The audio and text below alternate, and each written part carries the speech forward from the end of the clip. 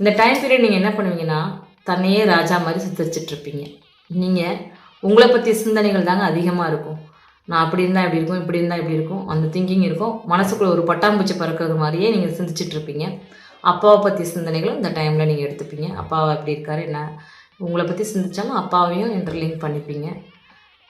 ஆனால் இந்த மாதிரி இருக்கும்போது உங்களுடைய தொழிலையும் வருமானத்துலையும் கொஞ்சம் கவனமாக இருக்கக்கூடிய காலமாக இருக்குங்க. ஏன்னா உங்களோட வருமானத்தில் தேவையில்லாமல் பேசுனீங்க அப்படின்னா வம்பு தும்பு பிரச்சனைகள் நீங்களே இழுத்து விட்டுக்கிற மாதிரி இருக்குது. அமைதியாக இருந்துருங்க.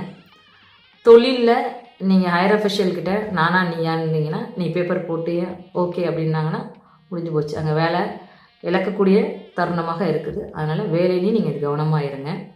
ஸ்கின் சம்மந்தப்பட்ட பிரச்சனைகளை எதிர்நோக்கக்கூடிய காலமாக இருக்கிறது. கவனம் தேவை. கணவன் மனைவி உறவில் சுமூகமான நிலைப்பாடு இருக்குது. ஒருத்தருக்கு ஒருத்தர் கணவன் மூலம் மனைவி, மனைவி மூலமாக கணவனுக்கு வீடு, வண்டி, சொத்து சுக வாகன அமைப்பும் இந்த காலகட்டத்தில் இருக்குது.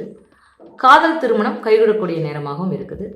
நடராஜர் வழிபாடு சிறந்த பலன் கொடுக்கக்கூடிய மாதமாக இருக்கிறது.